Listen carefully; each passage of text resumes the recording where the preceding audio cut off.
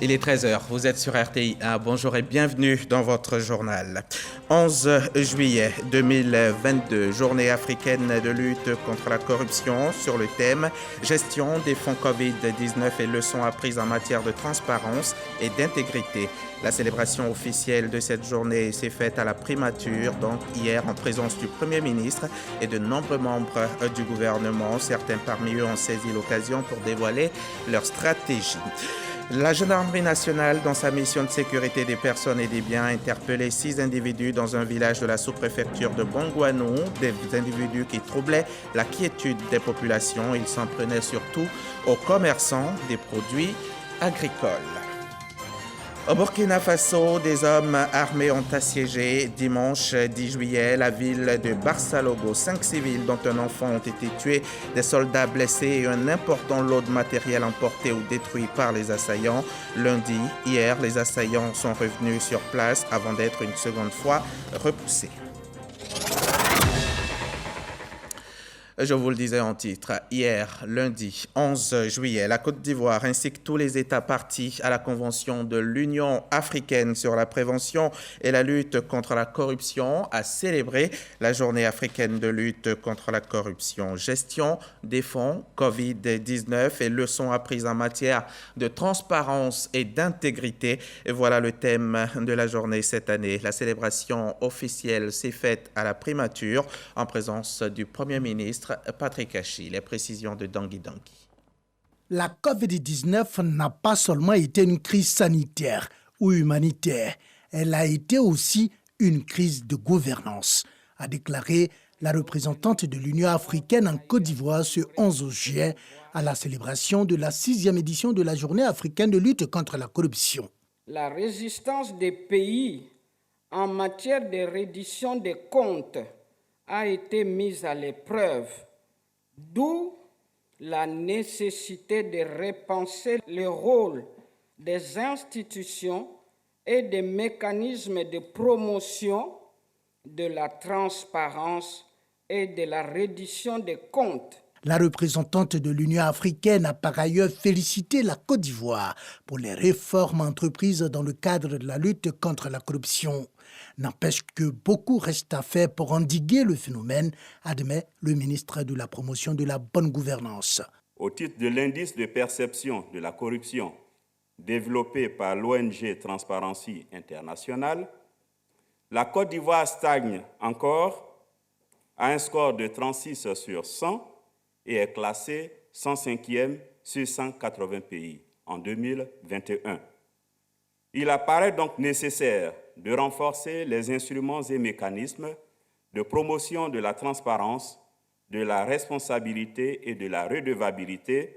Le Premier ministre a saisi l'occasion de cette 6e édition de la Journée africaine de la lutte contre la corruption pour inaugurer un nouvel outil de lutte contre ce phénomène, à savoir SPACIA, système de prévention et de détection des actes de corruption et infractions assimilées. Véritable interface entre l'État et les citoyens, outil digital moderne et fluide, cette plateforme permettra de dénoncer facilement et précisément les actes de corruption dans tous les secteurs d'activité en vue d'en réduire drastiquement la prégnance sur notre société. Autre temps fort de la célébration officielle de la Journée africaine de lutte contre la corruption, un panel de haut niveau sur le thème « Gestion des fonds Covid-19 et leçons apprises en matière de transparence et d'intégrité ».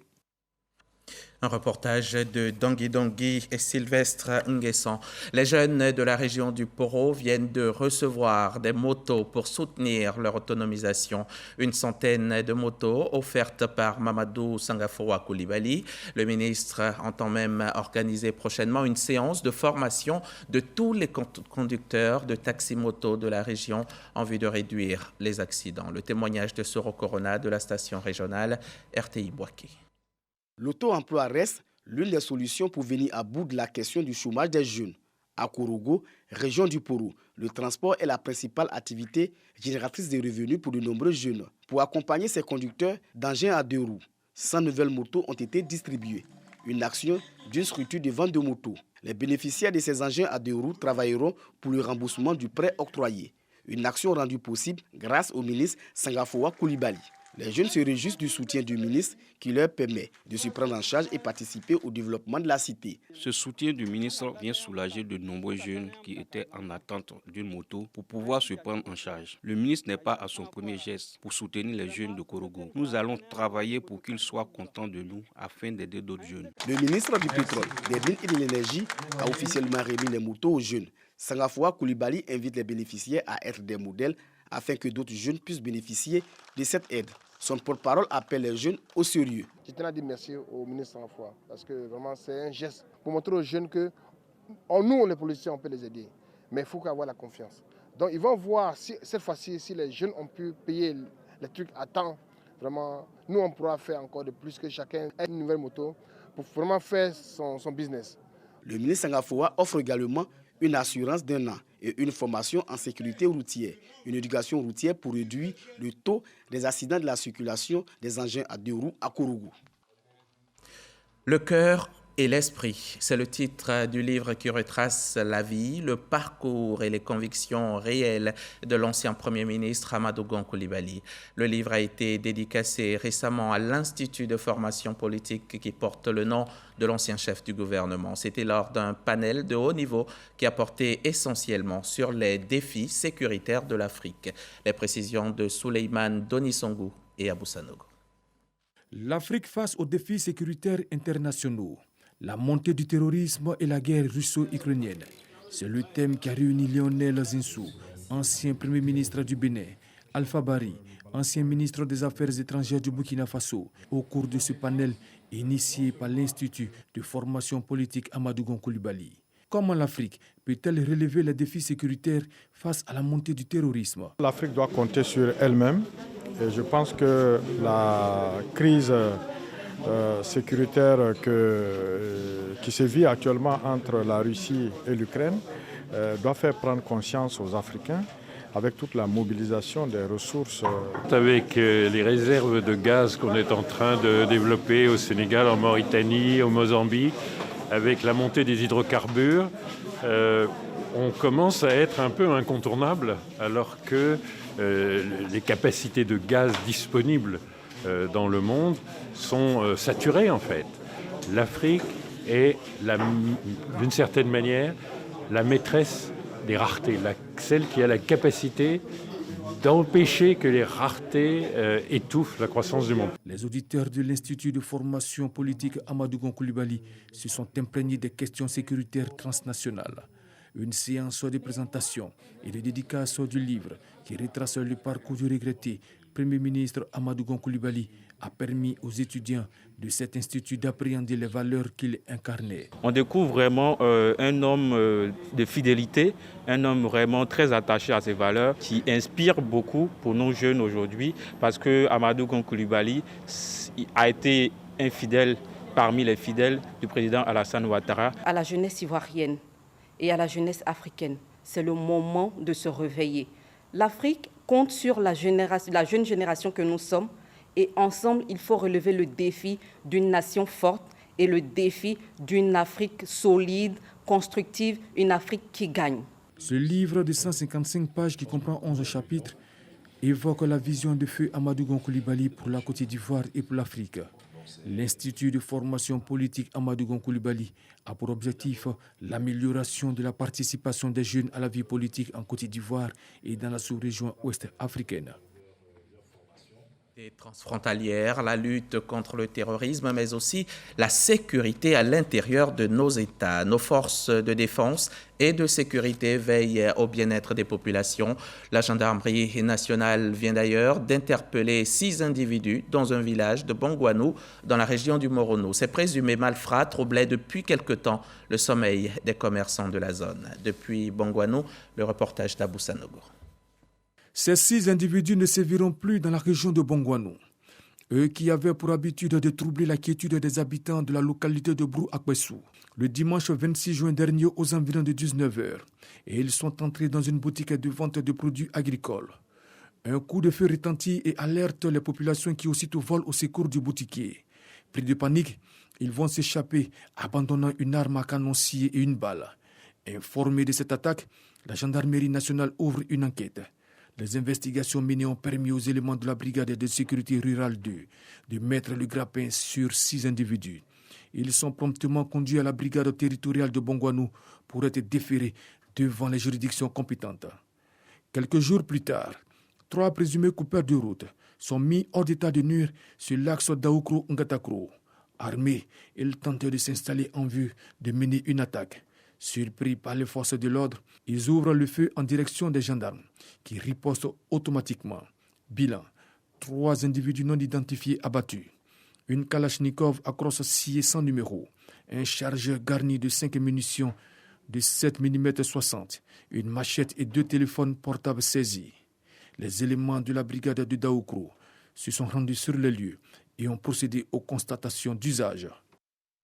Et quand il y a la sécurité, tout est possible, tout peut se faire. La première édition du Cacao Jazz Festival, par exemple, se tiendra les 6, 7 et 8 octobre prochains, ici à Abidjan, initié en vue de promouvoir et de maintenir le rang de la cacao culture dans le monde. Les organisateurs de l'événement viennent d'en faire le lancement, occasion pour eux d'inviter tous les acteurs concernés par la culture du cacao en Côte d'Ivoire, de s'approprier l'événement dont l'objectif est de contribuer à la promotion de la culture du cacao par le jazz. Espérance Diakale, Cheikh Kone, Aboubakar. Enseigner aux tout petits les bienfaits du cacao et toutes ses vertus à travers la promotion du chocolat. C'est l'une des perspectives qui ont meublé le lancement officiel de la première édition du Cacao Jazz Festival.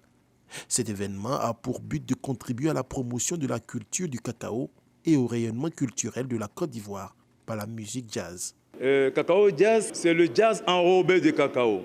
Le cacao est un aliment d'élite et le jazz également est une musique d'élite. En fusionnant les deux, je crois que ça nous donne une certaine dimension de la Côte d'Ivoire qui est de retour et qui s'affirme, qui marche en avant dans son développement. Donc à ce festival, ce sera l'occasion de faire la promotion de toutes nos cultures. Ce festival répond à la volonté du chef de l'État de redonner à la Côte d'Ivoire sa place dans la valorisation de la cacao culture. À travers la musique et les danses folkloriques qui vont accompagner le Cacao Jazz Festival, je pense qu'il y aura un engouement de la population et ça va attirer un peu plus de monde. 10 000 participants sont attendus à cette première édition du Cacao Jazz Festival qui va se tenir du 6 au 8 octobre 2022. Le travail forcé des enfants est un risque dans la chaîne d'approvisionnement de cacao. À Soubré et dans la région de la Nawa, on lutte contre le travail des enfants. Des coopératives agricoles viennent de remettre du matériel roulant et d'autres équipements aux paysans de la région. On en sait plus avec Jean-Marc Djadji. 6 salles de classe, une pompe hydraulique, un magasin de stockage de produits agricoles et 16 motos. C'est l'ensemble des dons des paysans de la coopérative Kwasi aux pisteurs, bénévoles et agents formateurs d'Amaragui. Objectif, contribuer à la lutte contre le travail des enfants dans les champs de la sous-préfecture d'Upoyo. Ils nous ont donné cette moto pour pouvoir aller dans les sections, dans les villages pour sensibiliser nos parents afin de mettre les enfants à l'école. Parce que leur place se trouve à l'école et non dans les champs de cacao. On a reçu les engins, on a déjà commencé à sillonner les villages pour pouvoir permettre aux parents de comprendre l'importance de l'école. Parce qu'aujourd'hui, depuis que la fondation ICI a pris en main la résolution de permettre à un enfant d'aller à l'école, donc nous sommes aussi inscrits dans cette vision-là. Occasion pour les donateurs de tenir leur 14e Assemblée générale ordinaire. C'est une lutte, je pourrais dire, étatique. Et nous, en tant qu'acteurs de la filière café-cacao, nous aussi, nous avons à soutenir cette lutte de la première dame. La campagne de sensibilisation des agriculteurs d'Amaragui cibleront les 15 villages de la localité d'Upoyo. Les résultats de fin de formation des IFEF sont connus. Résultats session 2022. Les IFEF, ce sont les institutions de formation et d'éducation féminine. On enregistre donc cette année 680 admis sur 714 candidats ayant pris part à l'examen. C'est un taux de réussite de 95,23% contre 86,06% en 2021. C'est la directrice de la formation au niveau des IFEF qui a procédé ce matin même à la publication de ces résultats. On prend à présent la direction de Gagnoa dans la région du Gor. Gagnoa qui vient d'abriter la sortie de la 44e promotion de son CAFOP, le centre d'animation et de formation pédagogique. Et ces nouveaux enseignants sont appelés à faire preuve de professionnalisme dans l'exercice de leur métier. Et Jean-Marc Djadji, reportage. 363 élèves maîtres de la 44e promotion du CAFOP de Gagnoa, célébré dans l'enceinte de cet établissement fondé en 1977. Toute la promotion reçoit solennellement le baptême du parrain, le président du conseil régional du Gor, Joachim Djédié-Bagnon. L'honneur est revenu au président du conseil départemental des chefs de village de Gagnoa, Dr Dagbo Gadji Joseph, de rendre hommage au directeur du CAFOP pour ses actions en faveur de la culture du terroir et le développement de la localité. Non seulement il donne le savoir-être, tout ça aux élèves maîtres, mais il va au-delà. Et il fait de la culture son cheval de bataille. Le parrain et le directeur du CAFOP ont invité les nouveaux maîtres à respecter l'éthique et la déontologie du métier d'enseignant. Recherchez d'abord l'échelle des valeurs qui vous permettra d'arpenter les différents emplois, grades et échelons au bout desquels se trouve l'échelle des salaires. Quand on choisit ce métier, on est le plus riche du monde. On est plus riche du monde. On est plus fort que qui que ce soit. Parce que c'est vous qui fabriquez les présidents de la République, les procureurs, les préfets. Plusieurs agents du CAFOP et retraités ont reçu des prix pour la qualité de leur travail. La 44e promotion passe le flambeau à la suivante, qui entamera dès la rentrée 2022-2023 sa dernière année de formation.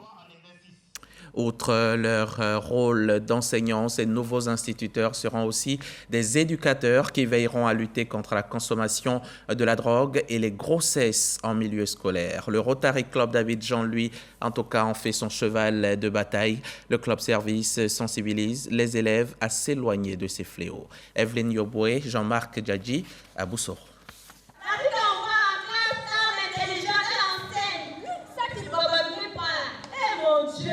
Zéro grossesse en milieu scolaire, c'est le combat que mène le Rotary Club d'Abidjan. Engagé dans la lutte depuis 5 ans, cette structure pousse le bouchon un peu plus loin. Cette fois, un accent particulier est mis sur le phénomène de la drogue en milieu scolaire. Cette année, ce sont les élèves du collège moderne d'Anhaut-Paulin d'Atekoubé qui sont ciblés. Dans ce coaching, j'ai retenu que la grossesse précoce en milieu scolaire anéantit nos études et freine notre avenir. J'ai appris que la drogue n'est pas une bonne chose pour nous les enfants. C'est un nouveau collège qu'on veut comme projet pilote parce que les enfants commencent à rentrer dans l'adolescence. Ils ne côtoient pas encore des élèves un peu plus élevés, donc ils sont dans un environnement qui est plutôt protégé et on veut les aider à maintenir cette tendance. Quand les enfants sont exposés à la drogue, ça donne au sexe. Et nous avons estimé que les deux fléaux sont liés. Nous voulons que d'ici dans 5 ans, on puisse avoir des écoles où il n'y a pas de grossesse en milieu scolaire. Les Rotariens d'Abidjan entendent participer à l'éducation et à l'épanouissement des jeunes écoliers, d'où la présence du ministère de l'Éducation nationale et de l'alphabétisation. Environ 5 833 grossesses en 2020-2021, c'est excessif. Donc, il faut poursuivre avec la sensibilisation, mobiliser les enfants de cette façon, les conscientiser pour qu'eux-mêmes ils prennent en main leur avenir. Au cours de cette sensibilisation, les meilleurs élèves du collège ont été primés pour leur performance lors de l'année écoulée. Allons-y à Bouna, région du Bonkani, à quelques 500 km d'Abidjan.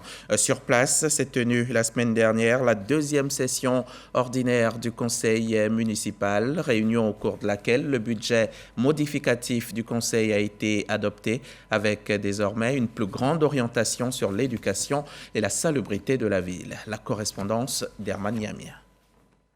La problématique du développement de la ville de Bouna au cœur des échanges à la 2e session ordinaire de l'année 2022 du conseil municipal de Bouna. La salubrité de la ville, l'éducation, la santé et les infrastructures routières ont constitué les points saillants de cette rencontre. le conseil a décidé donc de doter la mairie donc, de bennes et de tractopelles pour pouvoir donc indiquer d'un coin qui vont recevoir donc les ordures ménagers et par la suite les services de la mairie passeront donc pour ramasser ces ordures. Nous on parle aussi de la scolarité des enfants. On constate aussi que de plus en plus un manque criard de tables-bancs donc, dans les écoles. Donc c'est des choses qui ont été mises donc, dans le programme triennal.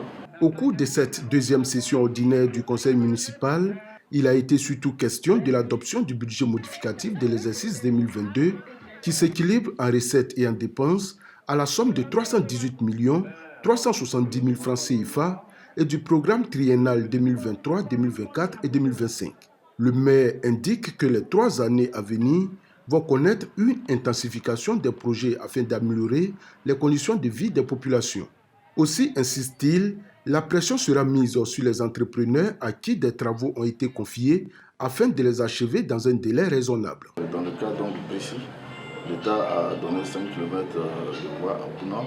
Malheureusement, l'entreprise qui a été choisie est défaillante. Vous constatez que les travaux n'avancent plus. On les a approchés, on a échangé avec ces entreprises-là. Nous avons donc parlé de factures impayées. Donc nous allons donc essayer d'approcher l'entreprise. Pourquoi pas le trésor, pour voir si une solution peut être trouvée pour que donc, cette entreprise puisse être payée pour qu'elle puisse terminer les travaux.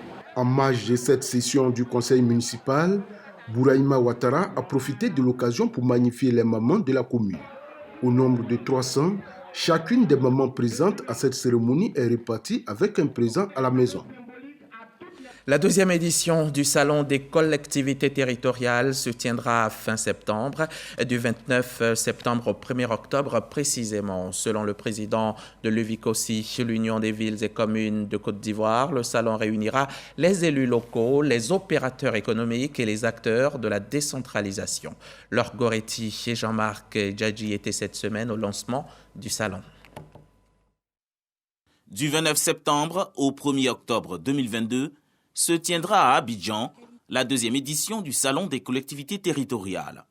Une plateforme d'échange qui réunit élus locaux, opérateurs économiques et l'ensemble des acteurs de la décentralisation pour le développement local. Salon des collectivités territoriales, qui est le salon national qui réunira tous les grands acteurs de la commande publique avec leurs partenaires spécialisés dans l'aménagement de nos différents territoires. Donc c'est le seul rendez-vous qui rassemble l'État central, les collectivités territoriales, les entreprises du secteur privé et les partenaires techniques et financiers. Il s'agit de mutualiser nos forces. Il s'agit de présenter nos préoccupations, de monter nos projets et de venir rechercher des financements.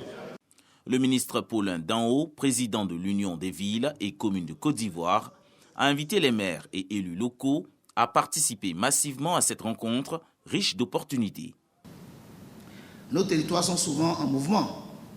Il est nécessaire donc d'en assurer la promotion en rendant visibles nos actions, mais aussi en créant un véritable partenariat entre les collectivités territoriales et le secteur privé. Il convient de mettre donc en avant des solutions impactantes pour nos territoires sur des thématiques comme l'aménagement du territoire. Tels sont les objectifs, nous en sommes convaincus, de ce salon des collectivités de l'année 2022. Placé sous le thème Développement des territoires, actions publiques et solutions privées, cette deuxième édition du Salon des collectivités territoriales permettra aux élus de partager leurs expériences, exposer leurs problèmes et trouver des partenaires pour accompagner le développement de leur localité. C'était un reportage de Laure Goretti et Célestin Frodo, reportage commenté par Jean-Marc Djadji. Place au chapitre Covid.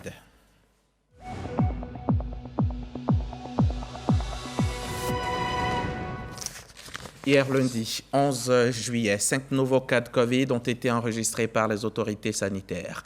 La Côte d'Ivoire compte à ce jour 84 084 malades de coronavirus depuis le début de la pandémie en mars 2020.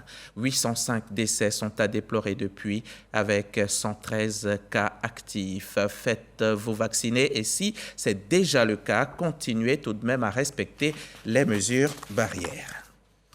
On en vient maintenant à cet atelier sur l'optimisation du recouvrement des amendes forfaitaires, les amendes qui visent les infractions au code de la route.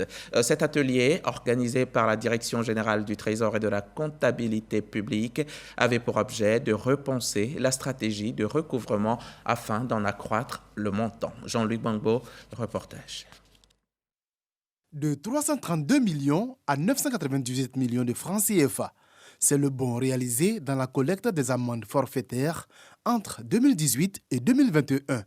Mais cette performance est, selon la Direction générale du Trésor, bien en deçà des résultats escomptés au vu des potentialités offertes par la multiplication des contrôles routiers et l'accroissement du parc automobile ivoirien. Vous savez que lorsque les populations estiment que le paiement qu'ils font n'est pas utilisé à bon escient, ne va pas nécessairement dans la caisse de l'État, dans les caisses de l'État, elles sont réticentes à s'acquitter de ce qu'on leur demande de payer. La tenue de cet atelier répond à la nécessité de repenser les modalités de sensibilisation à l'endroit des populations, mais également des acteurs institutionnels. Au nom de ces derniers, le Centre de gestion intégré, en charge de la vidéo-verbalisation. À la date d'aujourd'hui, les équipements ont pu relever automatiquement un peu plus de 3 millions d'infractions au code, différentes infractions, excès de vitesse, non-port de ceinture, téléphone au volant. Et ces infractions ont généré un certain nombre de ressources.